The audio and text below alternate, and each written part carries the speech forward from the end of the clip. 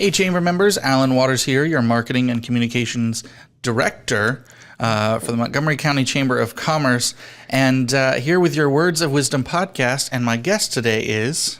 Hello, I'm Paige Guynn, owner and director of DanceTech. Announcing new titles, new names, all those things right now. I know, exciting times. All right, so the first question that I ask absolutely everybody. Oh, God. Okay. What does success mean to you? I know you prepped me for this one, but it's tough. Growing up, kind of the way I was raised, the definition of success was being like well-known and respected within your career. So that by no means being famous or anything like that, but just within your field, having the respect of your peers. So I guess that's important to me, but when I was thinking more about it, with what I do, working with kids and families, it's more about being, I guess, respected and valued for making a difference to them. So, like I was just at a wedding this past weekend and ended up at a table with people that I taught their kids like 12 years ago, and being able to like maintain that connection with them and just have a cohesive community and feel a part of it, I guess, is success for me. Yeah. It's not accolades. It's like the feeling. No, 100%. To me, it was one of those things. I mean, you know, my background, theater and film, that arts world, there's so much of it that I feel like you've got that exterior pressure to be on Broadway, be in Hamilton. Like, that's what people know. Yes. And then there's the other part of it to me that was more about like, I wanted to give education to those that was like, hey, this is a possibility that I had no idea was a possibility when I was growing up. So like, I want you to know these things. Yeah. With your structure and everything that happens at DanceTech. Yes. How does that education piece play in? Because I know there's a certain part of it that is like, all right, you've never danced before or done anything before, but then it goes up into those who are like competitively dancing or those potentially looking at careers. Like, how does that transition work, and where does it go from all fun to fun, but also work? Well, I would argue that we're always teaching them something valuable. So my like tagline I always say is we grow great people through dance. So to me, that starts as a 3-year-old in your first class.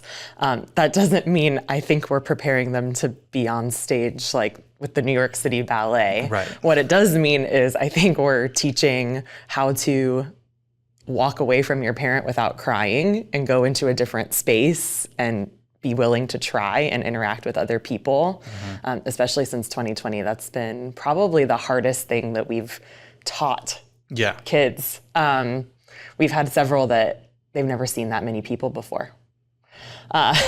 10 whole people in one classroom can be overwhelming. So it's a lot of people when you're used to just your parents or your just your nucleus siblings. Family. Yeah. So I believe that we are already teaching these life skills like from that very, very first class. How to make eye contact, learn someone's name, say hello.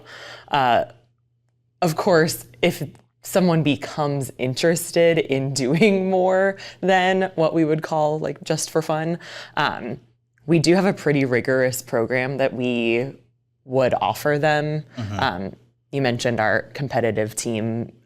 We would call it a performance company because we do things like local basketball games, Nutcracker, the Moss Art Center, things like that. But they have a set of required classes that they have to attend.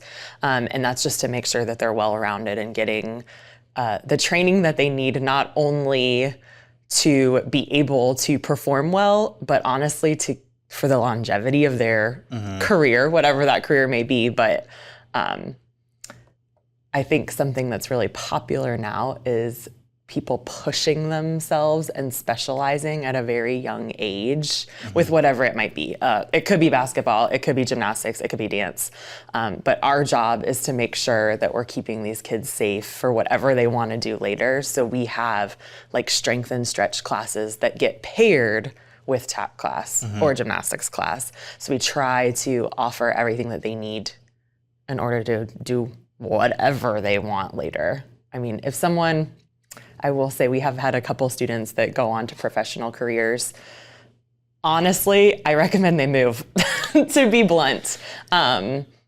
We can offer as much as we can, and often, like, we've partnered with the dance program at Radford and supplemented their training, but most people, if they really, really want to become a professional dancer, they go to boarding school. Yeah. Not in Southwest Virginia. Yeah. I mean, growing up in South Georgia, going to school for theater, when I moved to New York, I realized and learned so quickly how much of the arts world is really more about who you know than what you know. Granted, dancing, you still got to know it, because like that's pretty obvious when you don't. Yes. But so with those outer forces, that those like thoughts of success that revolve around the art world, what do y'all do to focus in on teaching these children not about that? Like, not about, hey, it's about the accolades, hey, it's about these pieces. But when do you get into those, like, a little bit more that is just, hey, we're teaching you to be a good human being? Okay. How do you go about doing that? I think we are very lucky being here close to, more than one college, university. Because I can use those girls as examples. So we have a lot of alum that go on to Virginia Tech and do things like the high techs. One that just graduated from Blacksburg High School, like, she's going to major in neuroscience. She happens to also be doing high techs during that experience as well. She doesn't like sleep either. No, yeah. She's just a busy kind of gal. She's a lifeguard, she's got a lot going on. But I think having those examples for them of how you can incorporate what you love to do while also pursuing something that, most of them, honestly, they're going to change the world. Like, these kids are so well prepared because they have those time management skills. They can work with basically anyone. I wouldn't say you're putting your life in the hands of your friends when you dance, but there are things like lifts and partnering, and you really have to rely on each other. First and foremost, it's a team sport. There is individuality in it, but it's very team oriented. So being able to show how the skills that they've learned in dance translate directly into people on the next part of that journey is really helpful for us, I think. And we have those relationships where they can come back. Our alum come back all the time and work with our kids. That's really cool. How do you combat the fact that so many people see dance as strictly feminine? Because you're talking about all these things that are training people, and especially when you're talking about kids more than ever are being focused in on doing this so you can be really, really good at it. I've heard so many stories. Looking in the acting world, Chris Evans, who was Captain America, yes, took ballet as a kid, and it actually impacted some of how he appears on screen. One of the things that I really saw focused on is the way he runs. They aren't able to put a stunt double in to recreate the way he runs because it's so based in the training he had. Majestic. It's so majestic. It's basically he runs at almost 100% efficiency level. And a lot of his jumps and kicks came from the fact that he took ballet as a kid. How do you combat the fact that so many people are like, oh, no, dance is for girls? I think one of the current benefits of things like social media, which normally I would not say there are many benefits, but it does expose people to a lot more. So people like Chris Evans or Tom Holland, Spider-Man is a tap dancing machine. I don't know if everyone knew that, but that helps, honestly, to be able to translate it to our population here in Southwest Virginia. I don't know if you're familiar with Jack Champion. He's a local actor from this area. He's an Avatar. But he came and trained at the studio, and he took tap and hip hop with his personal trainer from the gym all summer to get lighter on his feet and really work on that footwork that he needed to be scrambling through the trees in Avatar. It was really cool. But I think seeing that in a bigger scenario helps us for our tiny town to kind of translate it. But we also work a lot with people on managing their schedules. Like if you have soccer on Monday and Wednesday, you can come to dance on Tuesday and Thursday, and we'll like help you cross train and make sure that fits into your schedule. Yeah, I mean, it's incredibly athletic. It's one of those things that, like, I feel like people don't associate it with being athletic. They're just like, oh, it's dance. But I'm like, you couldn't throw a football player in there. One, football players, this would be really good for agility training. But and flexibility. The flexibility and all the things. I'm like, that's really tough. It is. Yeah. It's Another just one a is different specialized sport. But I mean, I do believe it's a same sport. thing for like marching band, in my opinion. It's like, I've seen so many things this week that have been like, you don't know heat until you've gone to marching band. And I'm like, it's true. It's a massive skill. So tell me a little bit about the history of DanceTech, how you ended up where you are now. Okay. So we just finished our 25th year of dance here in the NRV. I know, exciting. Our founder, Karen Steeman, actually started DanceTech in the basement of Rainbow Riders back in the day, 25 whole years ago. I guess that was 1999. Yeah. So we're a 90s baby. Started in the basement of Rainbow Riders, then moved fairly shortly after that to our space. We've been at 1101 North Main Street in Blacksburg for eons, it feels like. And I love when people tell me that they remember going to that building when it used to be Fitness Connection. A lot of local people went with their parents. It was a gym before. They're like, I remember my mom went on the treadmill right there. It's really cute. I don't know. I guess that's part of what I like about the community part. So our building used to be a gym. We have 3 studios that run concurrently. So we have about 70 to 80 classes a week for ages 3 through 83. How did I end up at DanceTech? I started teaching there my freshman year of college. One of my best friends at school that I met through dance was a townie, and she grew up at DanceTech. So we went to watch a competition in Roanoke. I met Karen at the competition, and she said, would you like to come to work on Monday? I said, okay, and I started working there, just like that. Of course, throughout the years, I got more classes I started teaching, started making a few more decisions of things like scheduling or where we should pursue performances, running backstage kind of the shows. And she held me to a very, very high standard, because if I wanted to be in charge of stuff, she wasn't just going to let me have it. She was like, okay, I feel that she saw the potential in me, that she could grow me into taking on the business. So 10 years in, I bought in as partner. That was in 2019. Yeah, 2019. Bought in as partner. Of course, then 2020 was like, and we had to go online, and it was just painful. Yeah. And that was the perfect time for Karen to decide, I think I am going to gracefully move on to my next venture and not deal with virtual classes and not being able to use the water fountain or the dressing rooms and standing in your little box away from everyone. So it kind of very unexpected, but for both of us worked out timing wise, because it kind of allowed me to step in, and not that we needed to revamp the whole system or anything. Clearly there's a reason we've been around 25 years, but there were some changes that had to be made because of all of the safety precautions in COVID times. So we kind of got to just switch things up. It was a perfect transition there. So I've been, I guess, the sole owner for 2 years, which seems crazy. Maybe 3 years. Oh my gosh. I don't know. It's time flies, let me tell you. We have about 30 teachers on staff. That is an interesting, that was probably the biggest learning curve, is managing and leading.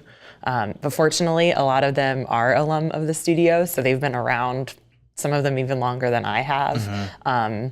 We've kind of seen all the ebbs and flows of the business over the years, so we can work as a team to make decisions to continue the legacy. So for you, this started off freshman year of college, but when you graduated high school, when you were getting here to college, what was your thought? What was your plan? Like, what was the goal? I came to Virginia Tech to be on dance company at Virginia Tech and to be hospitality and tourism management major, because that's what my high school dance team coach did. And she was the coolest person ever in the whole wide world, and I wanted to be just like her. Of course, I was on dance company for actually 5 years because turns out HTM was not my pathway in college. It took me 3 years to figure that out, though. So I ended up finishing with a degree in fashion design and merchandising. I know, just total throwing you for a loop here. I do get to use my event planning and fashion, though, for the studio all the time. Right, yeah. Like producing shows and costumes and stuff like that. But the biggest change there, or way I figured out I wanted to be in the business, in school, when I actually moved out of the business school at Virginia Tech and moved into liberal arts, like just the way that they taught classes clicked in my brain like this. So we're learning things about like the consumer studies classes, practical accounting for like inventory management, and like things that just made perfect sense to me of how to give clients what they need, but also keep the business sustainable. And that was at the same time I fell in love with all the families at the studio. So, I mean, if you think about it, started freshman year, I 3 taught years there. in, Yeah. Eventually 4 years in, 5, 6, like I never left. So these people met me. I was young. I started college at 17. So they met me when I was 18 years old. A literal child. Yes. These families, I wouldn't say became my parents, but caregivers. I don't know how you want to describe it. Mentors. That's one of the things I love about this community. And I always, when I'm interviewing someone for the studio, let them know like the possibilities that come from working with these families are just exponential. Like you can teach their kid in her 3-year-old class, but maybe they also happen to be a professor at Radford in counseling, and that's what you're interested in, and they can help kind of guide you of what classes you should take to get into the next master's program. Or I don't know, we've had people that develop like romantic relationships because of the connections they've made at the studio. So it just kind of all came together at the same time. But truly it's the families that, I don't know, just took me under their wing, and I was like, I can't leave these people. I need them. Yeah. Well, I would like to think they need me, but I don't know. no, they definitely do. I mean, I think from what I've seen, something that I'm a really big proponent of is I believe in building the organization, not the person, because if you build it all around a person and they leave, what do you do? And it seems like and it seems like you're doing that. But I also think when you're a part of something for 15 of the 25 years, clearly your lifeblood is in that as well. I think they can feel that. Yes. Well, we're going to take a quick break, and then when we get back, I'm going to talk to you a little bit more about mentorship. At DanceTech, they contribute to the development of amazing young leaders through the art of dance. It is their goal to give each dancer the tools to develop a sense of responsibility and determination, becoming well-rounded, creative young adults through weekly technique classes, community projects, and local, regional, and national performances. Their full team is certified through the Youth Protection Association in Dance, a nationwide organization that puts the health and happiness of children at the forefront of teaching. All faculty are CPR and first aid certified, receive training on mental health support, and are committed to offering age-appropriate choreography, song, and costume selections. The customer experience team takes pride in being efficient and organized, with daily office hours, monthly newsletters, and schedules planned far in advance for classes and events. For more information on what DanceTech has to offer, visit their website at dance-tech.com. Call or text 540-961-6666 or stop by in person at 1101 North Main Street in Blacksburg. Now let's get back to the episode. All right. Welcome back. All right. So I was talking about this mentorship. You were talking about that as well. And you mentioned you had a dance teacher in high school that was just really awesome. Yes. How did that relationship kind of guide you towards, because I know who I was in high school, and like I really liked theater. There was a lot of stuff I wanted to do about theater, but I also had that thing in my mind of like, I have to go get a sensible job. And so like, it's really special when you have a mentor that gives you that guidance early on that you're like, I can do this. So tell me a little bit about that relationship and how that's impacted your leadership style. Oh, okay. Well, I will say my parents did give me parameters that I was expected to go to college. So yeah, let's just get that straight first. Not that they don't believe in me and didn't think I could go be a Broadway star if I wanted to, but right.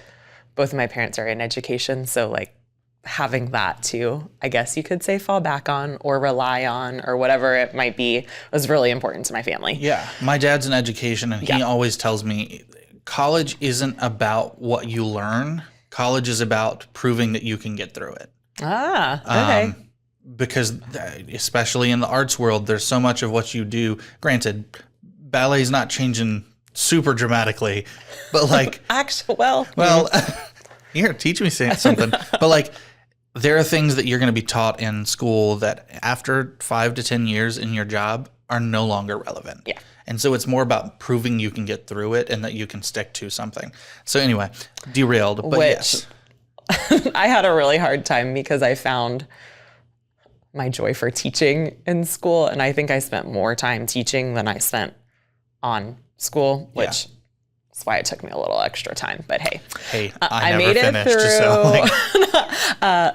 Made it through, showed that perseverance, and loved every moment of it. Got to dance the whole time, got to teach the whole time. Okay, back to my high school coach. So that would be Megs Early is her name. Mountain View High School in Stafford, woohoo. We actually, I think they might have brainwashed us a little bit because our school colors were maroon and orange, and they played Enter Sandman every Friday instead of The Bell.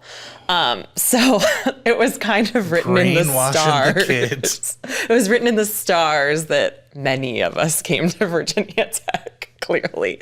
But honestly, I knew I wanted to come here before I even like toured campus or anything. I just had it in my heart and my mind. And once I put my mind to something, I'm like very hard to get away from. Yes. Yeah. I'm persistent. But just learning from Megs, my coach, about how she was able to still perform and choreograph and teach and do all the things that she loved to do while balancing that with school. I think just having somebody to give that example, like I was talking about with our kids at the studio, like so many children don't know the possibilities of what are out there. You've heard of like 5 standard jobs, and you are like, okay, I'm just going to go to school, and then that is the next thing.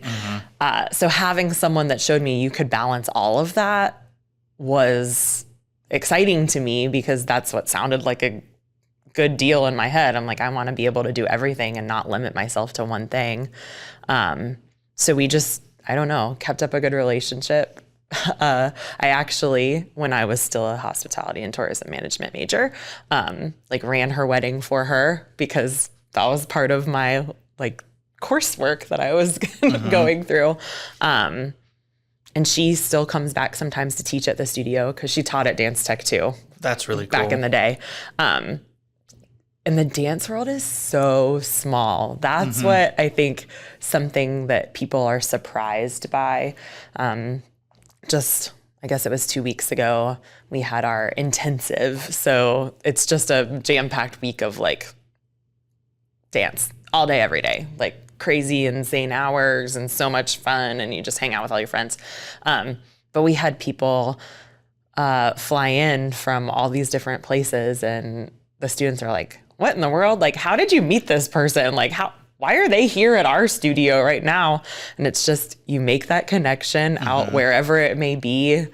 And And the dance connections are easy to make because I think when something is related to the arts, there's an inherent like emotional connection to it. So the like friendships that you make are just so much deeper.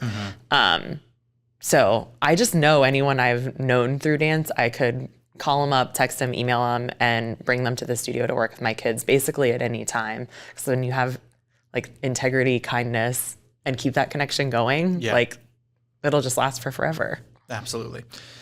Trauma bonding's a really good thing. That is not what it is. It's the hours spent together working toward a common goal. No, I agree. I mean, so I make that joke because like Rachel and I met working summer stock theater, which for those who don't know the difference between like summer stock theater and something else, summer stock is a theater that will come together and only produces during the summer, but they'll usually produce between 5 to 10 shows in that summer period of 2.5 months. And so everything that's on that stage is created in that 2.5 months. So it's like 2.5 months of 70 to 80 hour work weeks. It's not healthy, but it's really cool to see when you come in and you're with a group of people and you're really working towards that singular goal. And then you get to it and you're like, you're so proud of yourself. Exactly. It's so such exciting. A good thing to see. But okay, let's rewind back to when you said to the mentor part. Yeah. Well, at the end, that ballet is not changing, and trauma and things like that, and mentorship. I swear this all goes together. Absolutely, yeah. So something that I started back with Karen, the founder of our studio, is we are members of this studio owners group, and it's called More Than Just Great Dancing, which is a very cheesy name, but it explains exactly what it is. People that are devoted to more than just making their kids into great dancers. So that's where we really found our voice and support in moving forward with that goal of growing great people. So I went through this certification several years ago, but like just this past year, I had all of my staff at the studio do it. And it's called Youth Protection Association in Dance. And first of all, it's very exciting to see how many people are really passionate about making youth sports and arts better for the next generation, because there were a lot of unhealthy practices. And I just think it's because people went with what they knew and never stepped out of that and did research on how sometimes things can affect people. And it's our biggest responsibility to make sure that we are positively affecting these kids. So it's so cool. We do all the standard stuff like, CPR and how to wrap an ankle and all the important things like that. But we also go through mental health training. Like I'm mental health first aid certified too. And even things like how to speak in class so you are encouraging positive body image instead of creating issues that might go on for the rest of eternity. So that is one of my favorite things that I love to offer to my teachers to inform them more, but I feel like I get so much out of being in a group of other like-minded people that just care about kids that much. So that's where I feel like I get so much of my inspiration right now. I think it's so important. And it's funny because I forgot about this until you started talking about that. Rachel and I worked on the show called Fire and Air, which was about the Ballet Russe, and it was about the impresario of that and working with Nijinsky and everything. And there was so much of that play that really focused in on all of the negative pieces, the things that were going on that aren't even worth really talking about, that were just like hurtful in so many ways, physical, mental, and it's really nice to know that, like, as you're training the students, it's about more than that. It's about actually like, hey, let's be nice to ourselves, because I think the arts world, while it can be such a wonderful place to create those relationships, it's also one of those places that it's so difficult at times, because one negative thing can really latch onto, especially when so much of it is like, did you read the reviews? Did you see this? Do you hear what people think? And like, you hear no a lot. Yeah, you hear no all the time. And I mean, I joke all the time. My favorite review I ever got was someone just wrote, Alan Waters did sound. That was it. It was a whole, like, I was like, You're like, yes, I did. Thank you. Perfect. I executed it. You didn't even say perfectly, but I executed it. Thank you very much. I did the thing. So when you say you do classes all the way up to 83? Yes. When does it actually start to see some of the kids age out and move on to other things? That's hard. It's changed a lot over the years that I've been at the studio. Culturally right now, we actually see a lot of the littles who it's not accurate to say that parents are afraid of commitment. That's not it. But they really prefer just like a 1 to 2 month, that's all I want to sign up for now, before we decide to do this for the rest of eternity. So a little bit of caution there, whereas it definitely used to be like, you sign up at the beginning of the year, 100%, you're going through the end. So that has changed a bit. But honestly, I think that's because people are prioritizing more like independent play and not being so rigid. So that's our littles. I would say upper elementary school, most of them take every single class we offer because they've discovered that they love it. They haven't been hit with all of this school stress and pressure yet. So they can fill their time with that, and they're not being pulled in a billion different directions. Right. So it's not rare for like a 5th grader to come Monday through Friday every single day and just have a blast. We start seeing people like trickle. I'd say it's kind of like a pyramid, not like a Dance Moms pyramid, but people start to trickle away in middle and high school just because they have so many things to balance. Yeah. And I firmly believe that we are a mental escape, and it does give you a release of your emotions and your stress. But I also know that sometimes, especially in this area, school is very highly regarded and competitive. So, when you're taking like 5 AP classes, that just takes a lot of your time. You can't fit in every single thing. So that's where it's not that people stop dancing. Most people in upper, middle, and high school just start specializing which styles they like the best. So instead of taking every single one, they just pick their 2 or 3 so they can balance it with other stuff. What are the most popular, I guess, 2 or 3? Ooh, ballet. That's just, I think when people think of dance, that's like the first one that comes to mind. You're asking about male dancers earlier. Tap is a male favorite. I don't know why, but it's the same for audience members. All of our we like the clickety-clack sound. And like brothers, significant others that come to shows are always like, man, I really liked that tap one. You're like, all right, cool.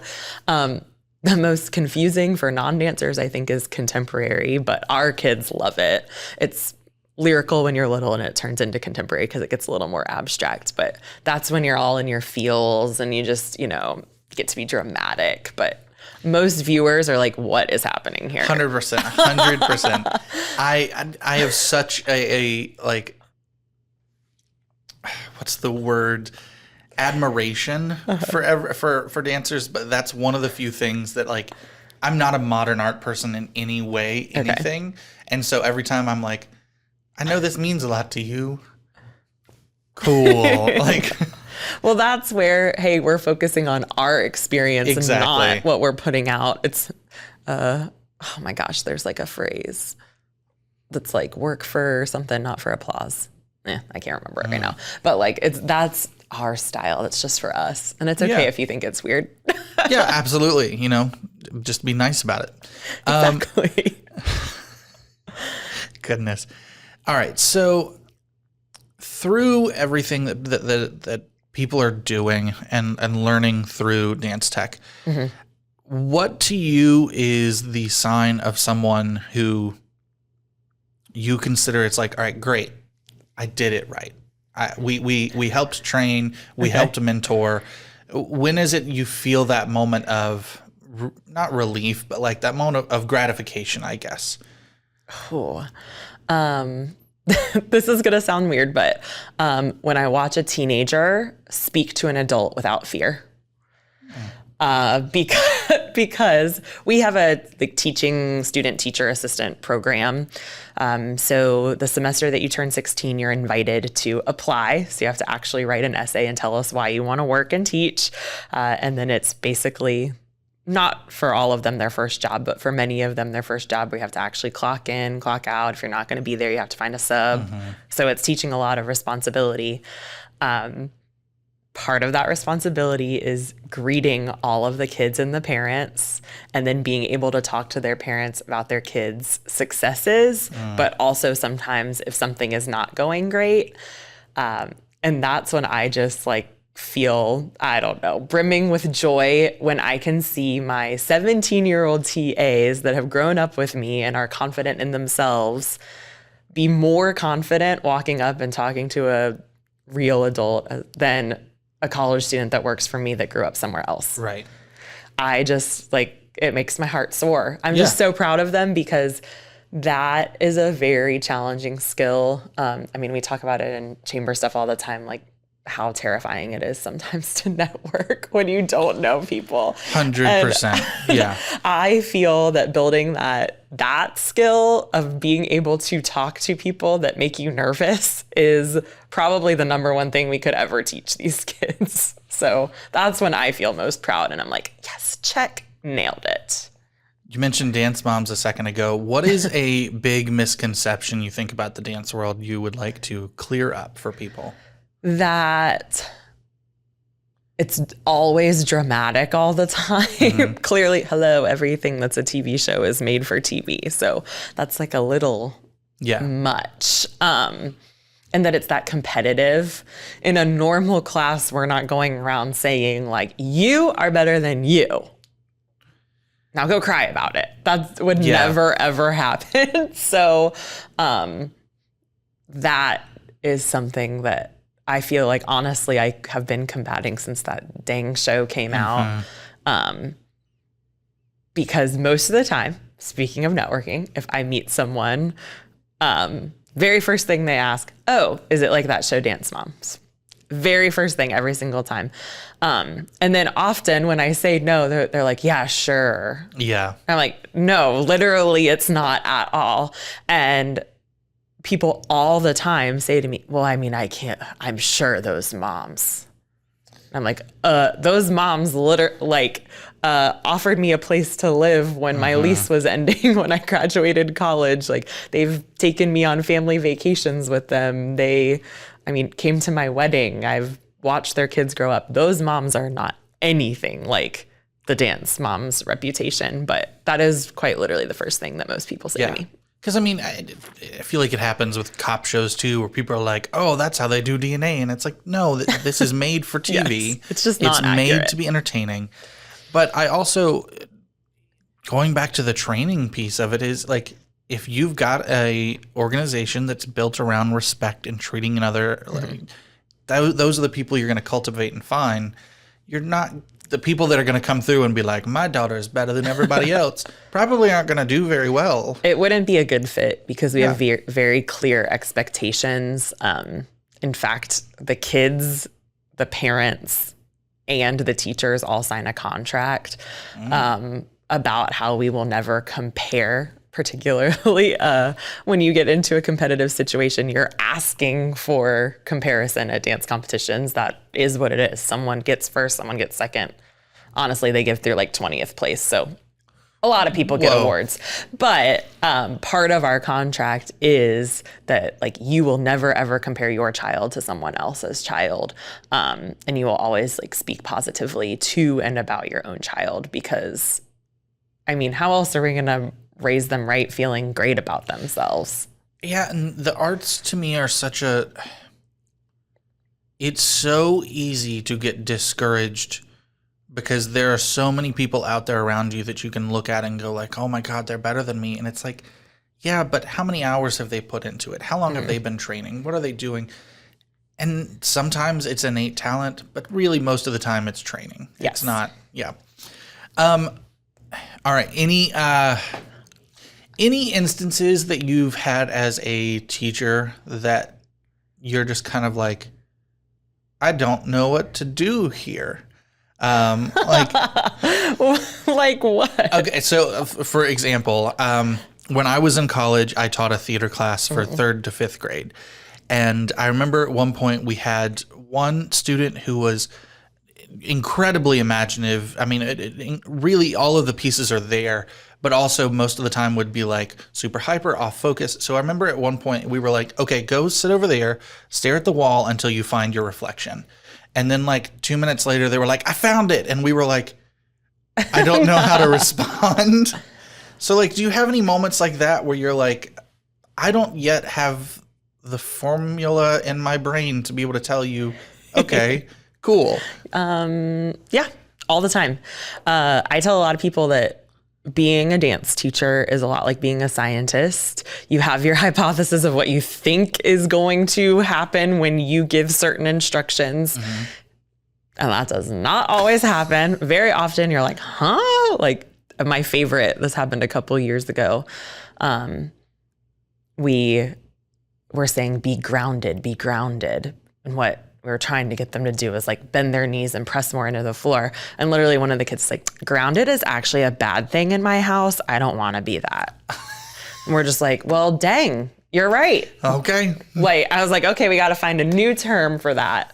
So it's just always learning new ways of translating what you want them to do with different words.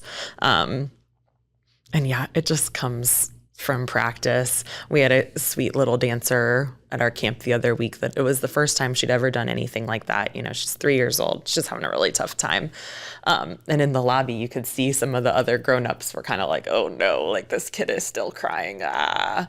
And you know what? I had some magic fairy wings that matched her leotard and they just went on her little back and she waltzed into class and stopped crying because magic fairy wings just make the day better. They do it. And they were like, what the heck? Like that worked? I'm like, yes, it's just random things that work.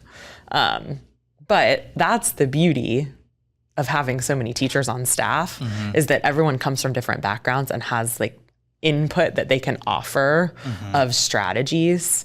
And we also have several actual like school teachers on our staff, which is also super helpful because they have, I mean, all the little tricks of like 1, 2, 3, eyes on me and all the little phrases. The most patience in the world. Yes. Yeah.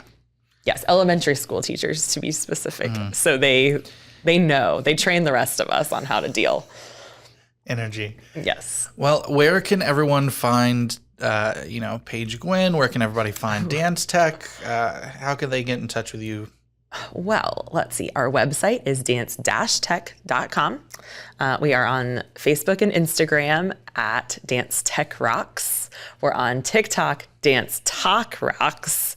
But I will say my same thing I always say. I have never looked at our TikTok. My National Honor Society students run it, so I trust that they're honorable, but I have no idea I have no idea if it's funny or not, so good luck. Our phone number is 540-961-6666. Easy to remember. Email info@dance-tech.com. And then I'm on Facebook as Paige Guynn. Anything you'd like people to know before I ask my final questions? Oh, gosh. What would I like people to know? Dance is for everyone. It is not just for people that want to end up on Broadway. When I say we have classes for 3 to 83, that's not a joke. We have classes for every level, whether you have been doing it for 15 years already or you've thought about it for 15 minutes. There is something for you to do. And the best way to get over being nervous about doing something is to just try it. So if you've had any interest, I think just come take a class. You're in good hands and everyone's worried more about themselves than you. So it's not like anyone's in there judging you or anything like that. I think adults have a lot of trepidation when trying something new, but yeah, absolutely. It's fun. So something I like to like leave off on or have in each of our episodes is Is there something you're working towards that as people listen to this and as they're checking in with you, they can help keep you accountable? So is there like a goal you have that you'd like people to be like, hey, Paige, how are you doing and getting all the 94-year-olds in the class? How is that? Like anything along those lines? Ooh, that's a tough one. So something I started doing this past spring that it's going pretty well, but we could use some more probably systems and accountability for it, is making sure I offer more to my teachers, actually. Since so many of them are in college, this is not a joke. I've had somebody when I interviewed them be like, I didn't know there were families in Blacksburg. Not a joke. That we didn't move forward with that person, but they, even though Virginia Tech is a big part of this community and Radford's a big part of the community, a lot of students there are very like insular and don't get out much. So like this past year, bringing some staff members to things like the Emerging Leaders Conference or taking them with me to events is something I really want to focus on to kind of, I was talking about my teenage students, preparing them to do things like interview and talk to people they're uncomfortable around. I feel like it's also my responsibility to help set a lot of the college students up for success at that. Also, to be quite honest, a lot of people move away from the area after school. But if I can help build their life here and make it very full and fulfilling, that it's a benefit for all of us. Yeah, absolutely. Their life will be so amazing and awesome because they'll be in the New River Valley for forever.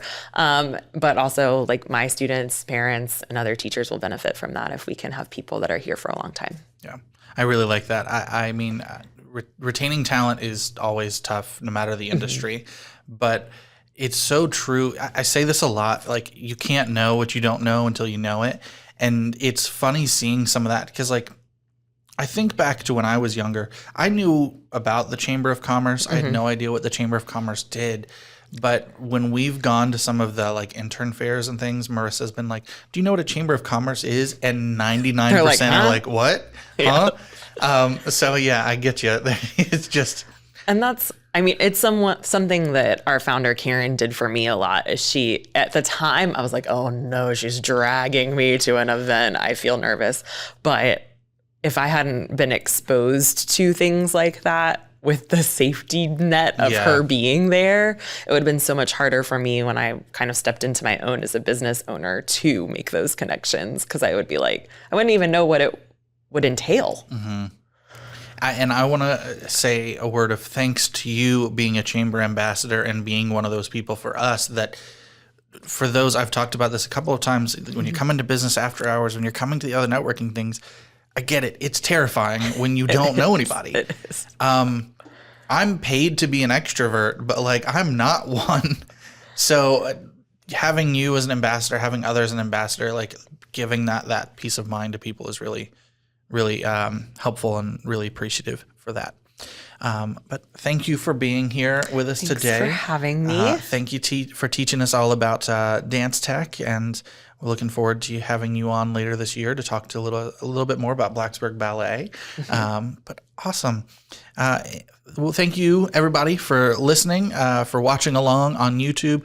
Make sure you like, follow, subscribe, all those things so you get all the episodes and get all those pieces. And in the meantime, make sure you go out, connect, engage, and prosper.